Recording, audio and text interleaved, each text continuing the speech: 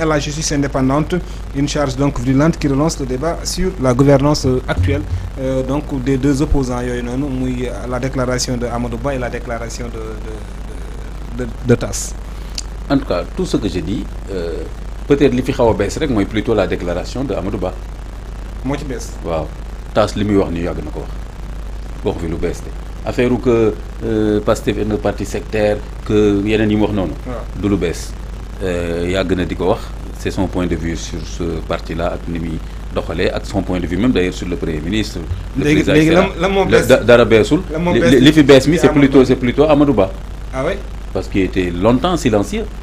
contre le régime dafa doon moom daal dafa xawoon. Amadou Ba voilà dafa gàttañ lu. da doon raay régime bi quoi. loolu lay niru quoi yu bëri xew na fii mu ne Thiel je donne un seul exemple mooy que d'anciens ministres qui étaient ses collègues sont en train de défiler à la haute cour de justice ñenn ñaa ngi sous bracelet et cetera kenn dégg ko mu wax. Je me disais que au moins par solidarité sur le principe je ne dis pas que dafa war a génn ne defuñ dara. Mais il y a quand même une communication politique à pouvoir mettre sur la place. wane ni mu ngi leen di ñaanal ñu génn ci situation yi. par exemple ne serait-ce que ça au moins ak tamit sax je me dis joxe sax point de vue am ci procédure yi c'est-à-dire que est-ce que lui il est à l'aise avec ce qui est en train de se faire au nom de la haute cour de justice.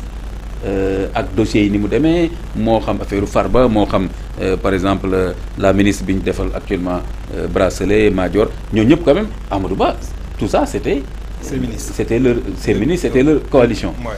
mu ne ci Thiel noonu quand même c'est assez intriguant. da nga jàpp ne da doon raay donc le nouveau régime avant cette sortie là. xam nga boo nee raay mooy que dafa bëgg jubóog ñoom moo tax mu noppi ci yenn yi et cetera.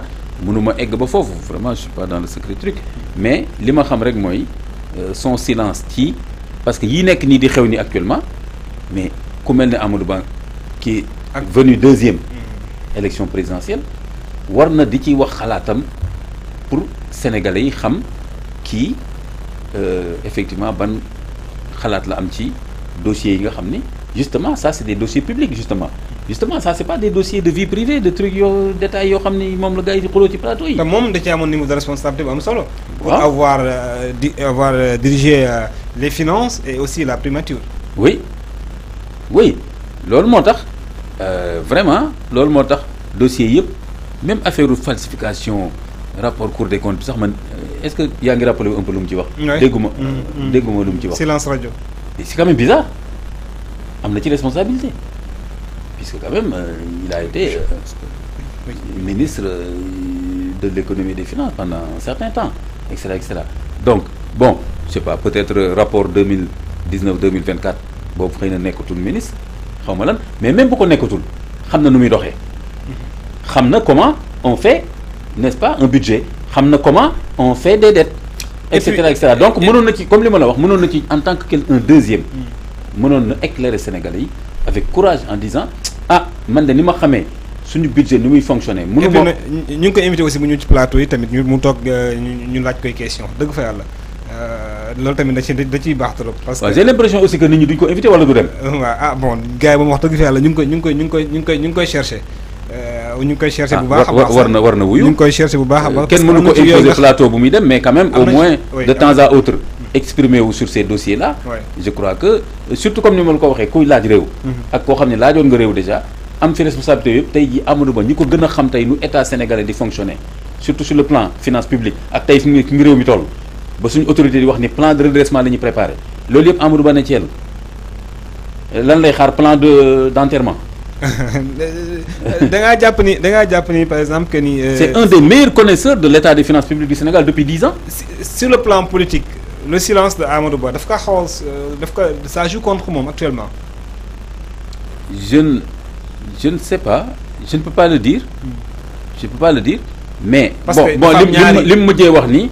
au moins man daal am na lu ma sentir ci moom. mooy que même am na temps xoolal nañ leen bàyyi ñu liggéey. waxoon na ko fi. ça m'avait un peu choqué un peu gêné. ci Korité bi. voilà ça m'avait un peu gêné xam nga lu tax ne serait-ce que je me suis dit que ñii kenn mënu leen tere liggéey. kon nañ leen bàyyi ñu liggéey bon je vois pas tellement. wax ci yàqu la. loolu la may niru parce que bay kenn mënu leen tere ñu liggéey ils ont tous les piliers au contraire ils ont tous les leviers pour liggéey. ah mais dañu wax ju bari ji aussi. Badara Gadiaga chaque jour chaque vendredi toog ci bu leen loolu tere liggéey nañ joxe leen ngay Ibrahima bu leen loolu tere liggéey waxu chroniqueur yi nañ joxe leen ngay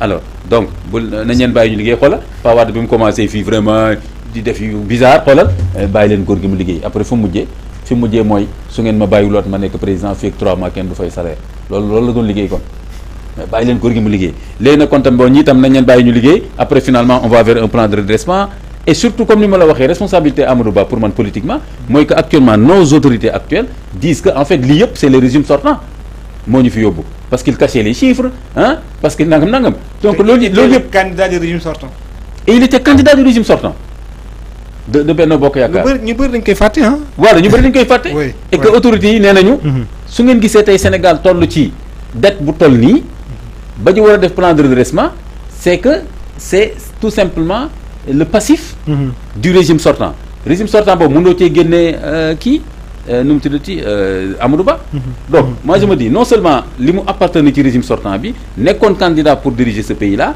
ba pare nekk un des meilleurs connaisseurs des finances publiques parce que professionnellement il a été directeur impôt domaine nangam ba pare il a été ministre de l'économie ba pare nangam donc je me dis ñu toll fii ci débat bu mel nii ci finance publique yi ak état financier et budgétaire Sénégal mu nekk koo xam ni sur le plan politique peut-être mooy ki ci gën a néew li mu wax Ibrahima je dis ça me pose problème Ibrahima ça me pose problème parce que bëri na ñu ci wax ñoo xam ne xamuñu 1 millionième li ci Amadou Ba xam ah mais la nature a horreur du vide aussi comme on dit. waaw mais bu fekkente ne ñi war a wax wala ñu xam ñoom ci seen bopp.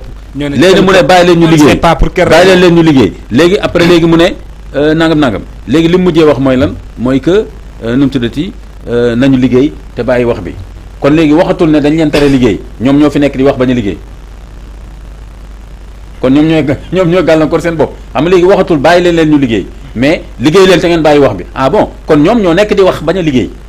bon au moins loolu xaw na leen chargé tuuti quand même au moins foofu cuq na leen tuuti saa waay liggéey leen bàyyi leen coow li man de toute façon mooy li ma waxoon mooy kenn terew leen ñu liggéey donc ça peut dafa su fekkee seen wax ju bari bopp moo leen tere liggéey nag donc loolu seen affaire la c'est pas l'affaire de l'opinion mais ay débat ak opinion yu wax ak TikTok ni ku yaakaar ni ku ne loolu moo ma tere liggéey bi moo nga joxe leen ngay mais Amadou Ba quand même dafa nekk nit koo xamante ne ci élection présidentielle yi passé dafa porté woon la candidature de la coalition Benno Bokk Yaakaar. ñëw deuxième. demul deuxième tour malheureusement pour lui et leurs alliés ensuite mu am benn recul bi mu am.